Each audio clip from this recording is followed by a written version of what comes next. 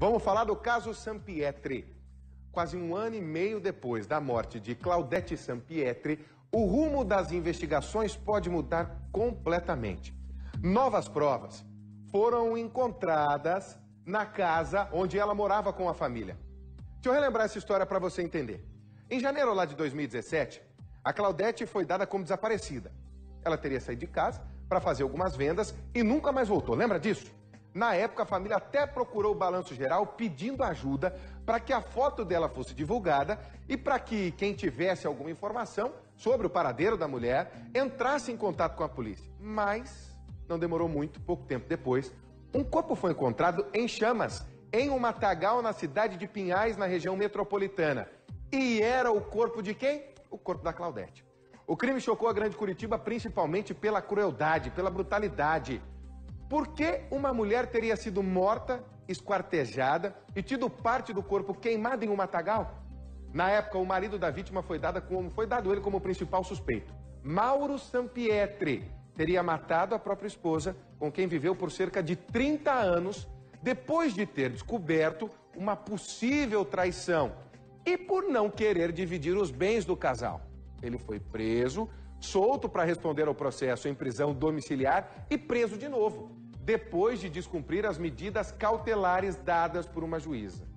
Mas nesta semana, tudo virou de ponta cabeça. Veio a reviravolta. Uma carta foi encontrada dentro da casa onde Mauro e Claudete moravam com os filhos.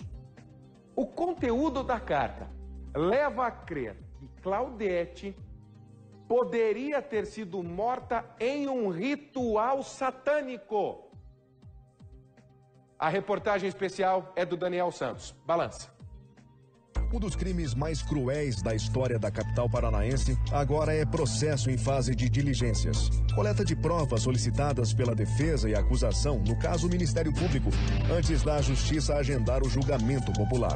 O réu é Mauro Sampietri, preso pela morte da mulher Claudete Sampietri, de 59 anos. O casal teve 3 filhos, 2 biológicos e o caçula adotivo. Eles moravam nessa casa na Rua das Assembleias, no Cajuru, em Curitiba. Os dois, segundo a fase de investigação, tiveram relacionamentos extraconjugais. Nos últimos meses, Claudete queria a separação. Mauro não aceitava.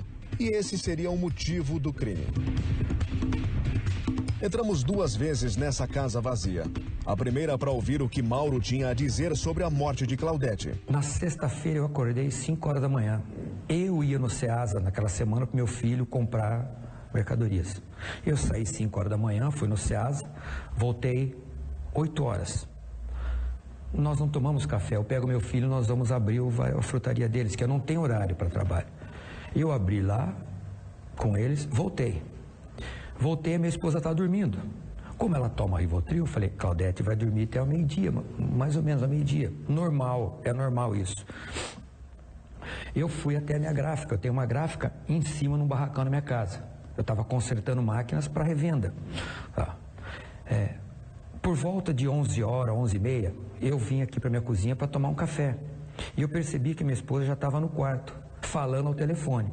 Eu falei, se ela está falando ao telefone, ela está acordada. Eu voltei para minhas máquinas lá. Meia hora mais, meia hora menos, ela foi no meu quintal e gritou, Mauro, tá pronta a comida do Gabriel. Eu saí no meu abrigo, ela abriu o portão para mim, estava no telefone, ela fechou o portão e eu saí. Fui levar a comida para meu filho na frutaria. Até então, ela foi vender roupa, saiu tudo. Eu fiz força para nem entrei em casa, o carro ficou para fora. Tá? Eu fui na frutaria do meu filho, falei, bom, é sexta-feira, eu vou ajudar ele que tem movimento. Eu cheguei na frutaria do meu filho, fiquei até as 8 horas da noite, Daniel. Eu fechei a frutaria do meu filho na sexta-feira. O meu filho foi para academia 5h30, 6 horas, veio para cá, tomou banho, normal, tudo. Eu cheguei aqui 8 horas da noite. A segunda visita, agora que o réu voltou para a cadeia por descumprir medidas cautelares, permanecer em prisão domiciliar e não falar com testemunhas. Quem nos recebe é o filho mais novo. Ele prefere não aparecer. Os motivos do nosso retorno à casa da família Sampietri são materiais apreendidos por policiais da Divisão de Homicídios depois de quase 1 ano e meio do crime. Uma chapa de ferro usada em churrasqueiras, um saco de carvão e também essa carta encontrada num buraco na parede que divide 2 quartos. É o filho de Mauro quem mostra exatamente onde estava a carta. Eu estava limpando a casa porque estava muito suja. Aí eu bati com a vassoura e caiu, tinha uma caixa segurando, só que caiu a tampa. Aí quando eu fui colocar a tampa de volta, eu vi que tinha um pedaço de papel. Daí eu puxei, tinha a carta e um monte de coisa que eu achei. A foto dela, o cartão, um monte de coisa. Aí depois eu tive curiosidade de ver, tipo, na gráfica, subir lá no fogo, ver se achava mais alguma coisa. Daí eu vi que tinha um saco de carvão lá na gráfica, que nunca ficou lá, sempre ficou do lado da churrasqueira. Eu subi lá em cima, tinha a grelha do meu irmão que ele estava procurando também, que tinha vestígio de sangue. Daí eu chamei a polícia, que eles falaram mesmo que era sangue, que eles levaram também. Na carta endereçada a Mauro, há orientações e trechos se referindo a Claudete. Ei, loucura, estou te procurando mais de 1 mês. Onde você tá? Vamos fazer outro culto. Mas precisamos de outra mulher. Dessa vez, vê se traz uma loira. Tem que ser novinha, bem bonita dessa vez. Da velha da outra vez deu muito trabalho. Você sabe como faz. Leva lá na Holandês, na casa da chácara. Só de noite, hein? Eu tô dormindo. A velha Claudete deu até televisão. Já sabe, não pisa na bola. Vem falar comigo na chácara, tá certo? Já sabe, tem que ser loirinha e novinha. Até mais, loucura. O Ministério Público acabou encampando uma prova nova, surgida extemporaneamente no curso da preparação do júri. E é uma prova truncada, tem algumas, digamos assim, códigos estabelecidos dentro desse contexto narrativo que para nós é inteligível. Então, nós questionamos a juntada desse material. O Sr. Mauro nega as acusações da morte de sua ex-esposa desde o início, né? E esse material acabou por fugir um pouco da narrativa de maneira substancial do que o Ministério Público vinha acusando desde então. Jardim Holandês é um bairro pequeno. Já foi um dos mais violentos de Piraquara. Não há registros policiais de chácara usada para fazer rituais satânicos com corpos de mulheres nessa região. O seu pai participava desses rituais? Você tem algum conhecimento disso ou não? Então, nunca tive ideia disso. Nunca perguntei para ele sobre essas coisas. Até porque ele falava para mim que ele nunca tinha religião, mas pelo que falaram para mim, isso daí não é uma coisa de agora. É uma coisa que aconteceu já faz tempo, já que ele tá nisso.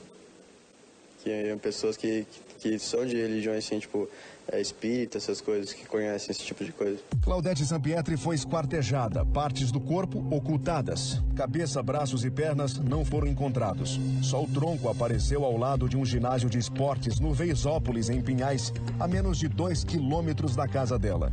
O que tá pegando fogo? Fui olhar lá, não vi nada, só vi o troço tava feio mesmo, tava esquisito. Exame de DNA confirmou que os restos mortais eram da dona de casa. Os filhos acreditam na sustentação do Ministério Público. Mauro seria o autor do crime. Só o caçula fala na possível participação de uma ou mais pessoas. Quem matou sua mãe? Não tenho ideia quem matou. Se foi meu pai, pode ter sido outra pessoa junto com ele. Eu não posso afirmar quem que foi. Que pode ser mais pessoas envolvidas, porque pela carta mesmo tá dizendo que é como se fosse outra pessoa tivesse mandado para ele. Então não sei se foi só ele ou foi mais pessoas, entendeu? Qual foi o posicionamento do Mauro Sampietri ao ser informado pelo senhor sobre o aparecimento dessa carta e o conteúdo que nela existe? Absoluta surpresa. De maneira pronta, eu expus a ele o que estava sendo discutido, ele negou, pedi que ele lesse, né, aquele material, também ele desconheceu tanto o conteúdo como o objetivo daquele teor, né? Então ele está absolutamente tranquilo. Quanto ao questionamento sobre a grafia, exame grafotécnico está à disposição para eventual reconhecimento. Só está um pouco conturbado com a questão de ele estar preso, né? Tendo em vista que a justiça determinou novamente a prisão dele. Então o interesse dele é se defender, nega a autoria, mas infelizmente está sendo tolhido sua liberdade. Parte do corpo de Claudete foi usada em rituais no Jardim Holandês? Outras mulheres foram vítimas de um possível grupo de rituais satânicos? É tentativa de arrumar álibi, criar dúvidas sobre a autoria do crime em um futuro julgamento popular? Por que só agora, depois de quase 1 ano e meio, aparecem carta, cartão de plano de saúde, saco de carvão e uma chapa de ferro com manchas avermelhadas que lembram sangue? É uma pergunta que todos estamos fazendo e que somente novas investigações podem elucidar, né? Realmente é muito estranho. Aquele aparecimento de uma carta que dá indícios que haveria outras pessoas e com outros motivos, mas quando foi descoberto, a gente pegou prontamente, já informou o juízo pedindo que fossem realizadas as diligências de busca e apreensão para que fossem realizadas perícias e investigações complementares. O material apreendido na casa agora está anexado a um processo preenchido de evidências e nenhuma prova. Mauro Sampietri pode ser julgado no primeiro semestre de 2019. Não há investigação em andamento sobre o conteúdo da carta.